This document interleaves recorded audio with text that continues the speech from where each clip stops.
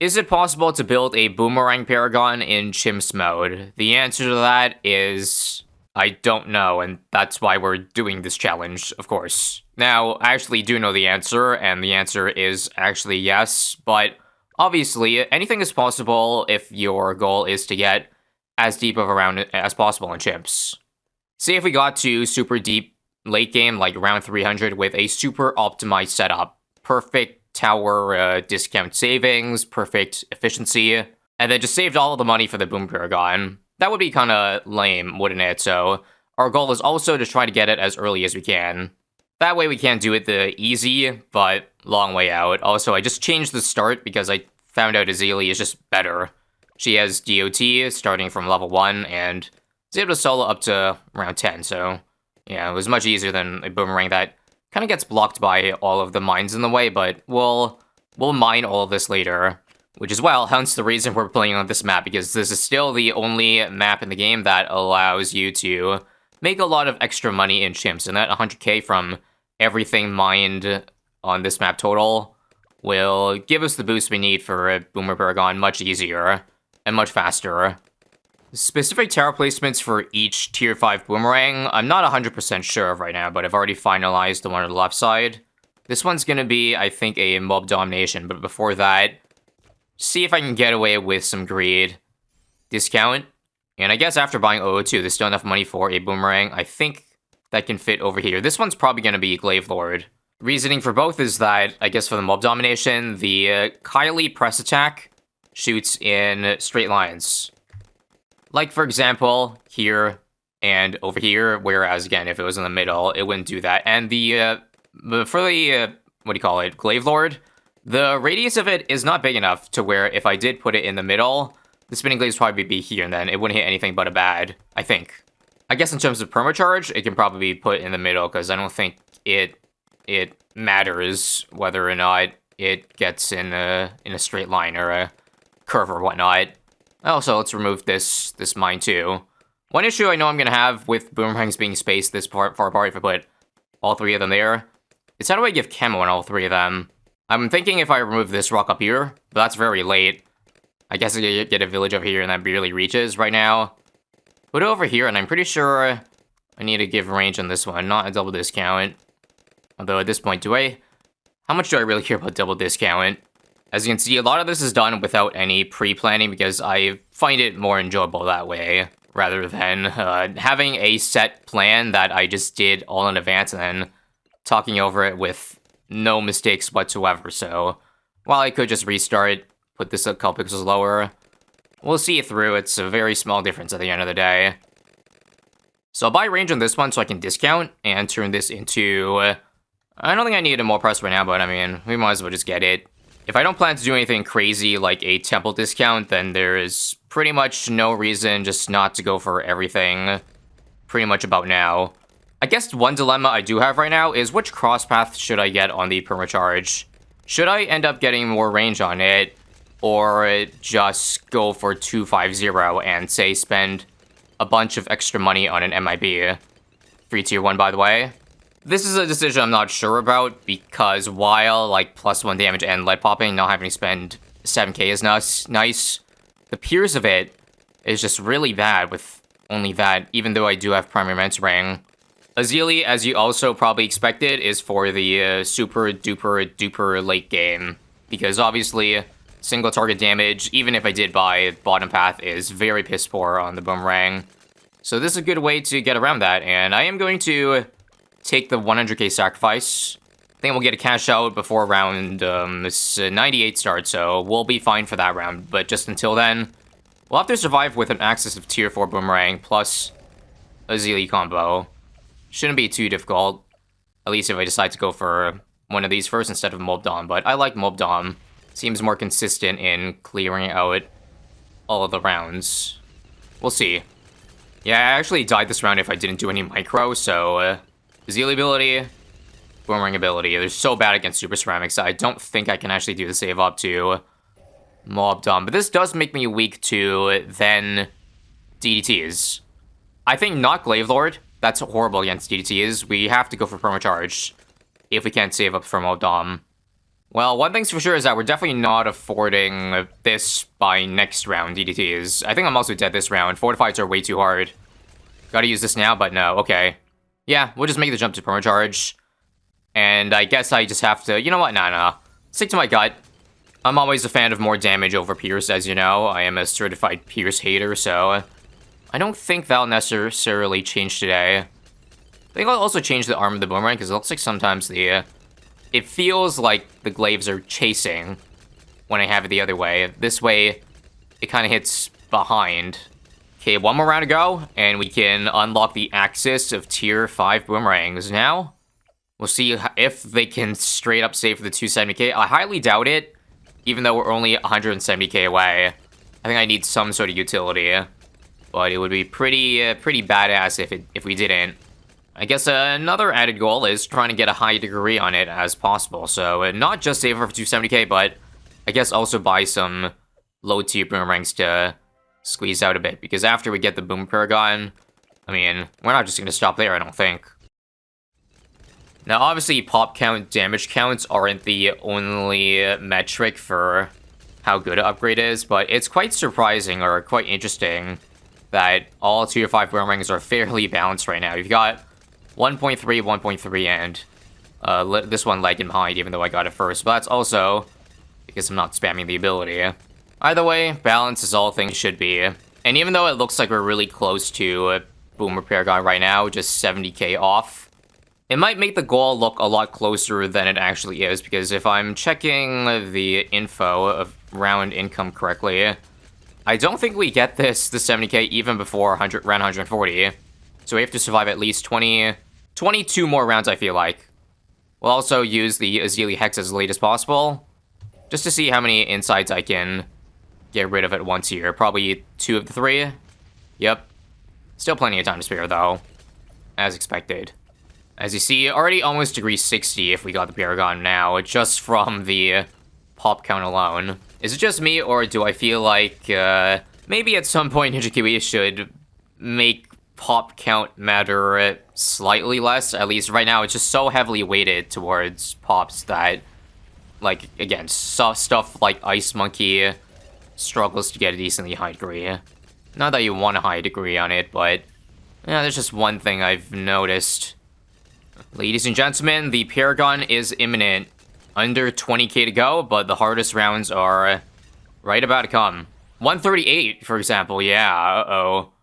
I don't think any amount of hexing can save me here. I'll try, but the fundamental issue is that it's just simply too fast. And I don't know. Cheapest thing to survive this would be probably a Relentless Glue. Although I don't know if that'd be guaranteed. I'm putting this on strong. Nah. I think we just gotta get something right now. And hopefully this is fine. Play. Boomer ability now. And let's see how much those stunts will matter. It looks like it definitely is slowing them down, but we still end up dying. Okay, let's try a less blitzy approach, aka don't fast forward 10 times. Just normal fast forward, with Azili Hex too. And strong targeting for FDTs specifically. Come on. Yeah, I think this is doable. Perfect. Azili's cooldown is fast enough that, as you see, it's already back up. So round 140 is not going to be an issue. Rest assured there. This round's slow enough that we honestly might be able to get 2 hexes in one go here. Let's see. Oh yeah, we got it up fully before it even came back. Since when was Azili's hex ability this fast cooldown? I don't know, but I like it. We've now officially maxed out in the damage count. We can't get any higher than 69 right now, except if we got more upgrades on it. But Loki kind of don't wanna. It's a good number. Yeah, again, I'm telling you, without Azili, we would be dead as a duck here. So clutch. Just the only thing to watch out for is still those fortified DDTs. They'll get faster and stronger the longer I go without getting a real stunning tower. That was definitely last lane. Azili Hex now. I'm definitely dead here. Yep, I saw one get to the last lane. Come on. Oh, no. Relentless almost held on. I think at this point, since I'm still 16k off and I'm still dying, we might have to bite the bullet and get one more thing. This is really not ideal. I think I will do Hex then. Put it on first, since there's no bads this round. Or there is, but again, the cooldown's fast enough that it's worth just using Azili Hex now. And hoping the not having DT insights ends up making a difference, which I think it does. Great. That was a really good call. Same issue again, though. Round 144. Must Hex on first. I don't have turbocharge ability, so I might be dead here. Nope, got in time. Not as much DTs here. Nope, I lied. Hexing those would have been nice, though, so it's all about making sure your Hex lands on the right target when you put it on first. Attempt number, I don't know how much, but something. Ability now. Last one. Nice. I feel it coming, and I'm not just talking about the Boomer Paragon here. Under 10k to go, though. Yeah, it's just pretty much 2 or 3 more rounds if I can hang on and not get cucked by the RNG. I end up dying this time here, so I think what I'll do is, because Hex is going to kill that bad, I need to try to target, or have the Boomerang try to target the ZMGs. I guess that worked out too. One more ability to end off this round, and I think it's just 1 more to go. Please, RNG, please. No fortified DTs this round, which is absolutely massive. And only 1 bad. And a couple of these. 2k. 1k. And afforded. But, again, we'll see how many extra Boomerang upgrades I can get away with before I am forced to upgrade. So let's start. First things first is we're definitely going to use the primary mentoring to our advantage. Get as many free Boomerangs as possible, as these are worth, I believe, 2 tiers each. The cheapest way about getting the 10k power from the tiers is 25,022. So after we get 25,011 drop down, again, if we can get away with that before dying, then I'll upgrade all of them to that while staying above 270k as long as possible. I've played this round out 3 times, and I have concluded that I think I cannot survive this DDT wave, because there's fortifieds right after, so guess I'll get this now. But I still might die, because there's a bit of a cooldown between it, so never mind. Are we already at 71? Yes, we are. Okay, so there's no point dropping more Boomerangs down. 71 is a solid number, though, and before I even drop anything more after getting Boomer Paragon, well, we gotta see how long it lasts, and then from there, see what's worth building. I think I already have an idea of what I want to get. So in a way, I guess I kind of already answers the question at the start. Yes, you can get Boomer Paragon without going super deep into free play. And without really buying more, like, extra. It was only just a Relentless Glue. In terms of the round you get it on, you can absolutely get it much earlier. Because I know what I didn't use was a tactic to make even more money. It involves regrow farming and exploiting money that way. I think I've mentioned that maybe a couple times in the past, but it's not something I have, pull out my back pocket very often. Maybe some other time, though, when the situation calls for it. Right now, bads take about 1 loop before the Boomer Paragon has enough DPS to survive. This could be spook. I think we're finally done at 175. This is the last lane. Yup. But now, we add Azili to the mix, and things will probably survive a little bit longer than that. I'd like to, so that maybe we could even get a temple discount and get some crazy stuff roll in. Who knows? Unsurprisingly, Azili diff is pretty big. Go figure when you can delete entire bads. 10 plus rounds and counting. 196 might be the end of us because I can't pop this last bad. They were like 5 this round. And no way to get Hex on it properly. So close to round 200, but no cigar.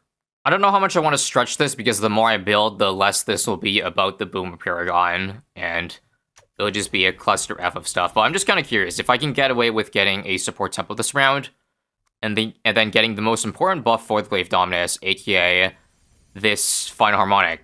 Unfortunately, because of the temple nerf that makes you have to sacrifice way more, I am way short of Final Harmonic, but I guess the Symphonic Resonance could help against catching the DDTs.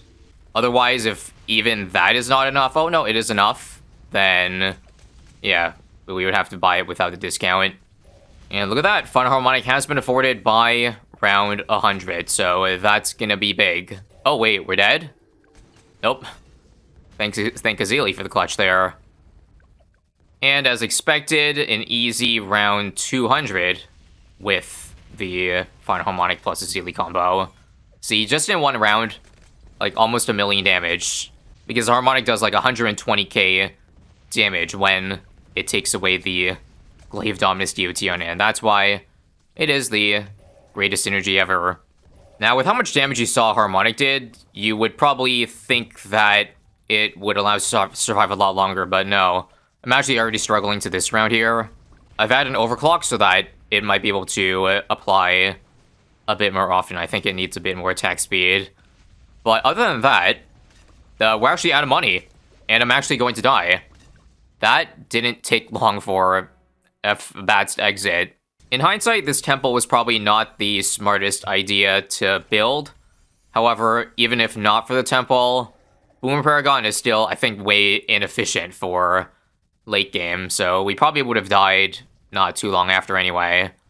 Anyway, the only alternative to survive this round is to have the Harmonic on first, because it was wasting the DOT on the F-Bat, which is behind the first ones. But either way, I think the F-Bat's not that much far behind the other one, so it wouldn't have mattered anyway. Yeah, the F-Bat's already leaking or whatnot. Okay, well, I guess that does it to this fairly deep free play run. In the end, 273 million on the Glaive, 73 on Azili.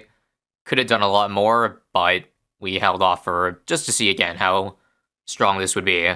Anyway, click here if you want to see more Paragon gaming. Peace.